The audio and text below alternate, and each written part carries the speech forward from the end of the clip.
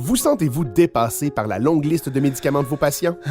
Vous sentez-vous frustré par les lignes directrices cliniques qui ajoutent constamment plus de médicaments? Vous sentez-vous coupable de renouveler des ordonnances alors que vous n'êtes pas certain qu'elles soient réellement nécessaires? Bon, ça, c'était moi, jusqu'à ce que je découvre la déprescription. Enfin, je connaissais la déprescription. Les autres médecins en parlent beaucoup. Mais combien d'entre nous la mettent réellement en pratique? À quelle fréquence cessons-nous des médicaments prescrits par un autre médecin?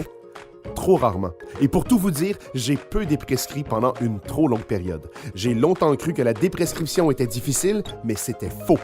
En fait, je me considère maintenant comme un genre de super-héros de la déprescription.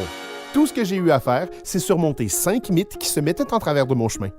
Le premier mythe, c'était que mes ordonnances actuelles étaient très bien ici. Mon patient n'avait pas encore présenté de problème. Alors pourquoi réparer quelque chose qui n'est pas brisé? Je me suis ensuite demandé, s'il y avait un verre d'eau perché sur le bord d'une table, est-ce que je le déplacerais vers des lieux plus sûrs? Ou bien est-ce que je le laisserais là en attendant que l'inévitable se produise? La vérité, c'est que lorsqu'on prescrit ou qu'on déprescrit un médicament, on n'est jamais certain des bénéfices, des effets secondaires ou des effets nuisibles sérieux. Personne ne peut savoir si des médicaments comme des benzodiazépines ou des opioïdes provoqueront une chute ou même la mort. Allais-je m'asseoir là et attendre pour voir? Eh bien non. Il vaut mieux prévenir une fracture de la hanche que d'en réparer une, n'est-ce pas? Ainsi, le statu quo n'était pas une option. Passons au mythe 2. Si je déprescris, les symptômes de mon patient ne reviendront-ils pas? Cela peut parfois être vrai si on suppose que mon patient bénéficiait réellement du médicament que je déprescris. Voilà pourquoi je substitue souvent avec un traitement pharmacologique ou non pharmacologique, plus sûr, basé sur les données probantes. Parlons de sécurité. Le troisième mythe, c'est qu'il n'y a aucune preuve que la déprescription peut être faite en toute sûreté.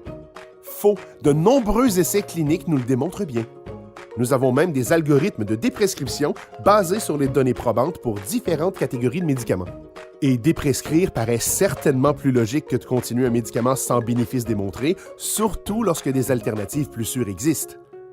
Le quatrième mythe que je devais surmonter était que mes patients seraient réticents à l'idée d'arrêter leurs médicaments. Eh bien, cela s'est révélé faux, encore une fois. Après tout, peut-être ne leur avais-je jamais vraiment demandé. Il s'avère que plus de 70% des aînés seraient prêts à arrêter leurs médicaments si leur médecin le leur demandait. Une fois que j'avais compris toutes les bonnes raisons pour déprescrire, le seul mythe restant, eh bien, c'est que je n'avais pas le temps de déprescrire. Eh bien, des études ont montré que la déprescription peut être faite simplement. Remettre un protocole de sevrage écrit et personnalisé lors d'une consultation médicale est tout aussi efficace que des interventions plus complexes.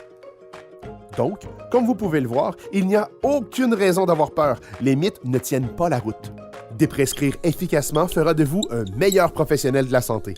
Curieux? Découvrez nos vidéos qui vous aideront à déprescrire les sédatifs hypnotiques, les IPP et les opioïdes.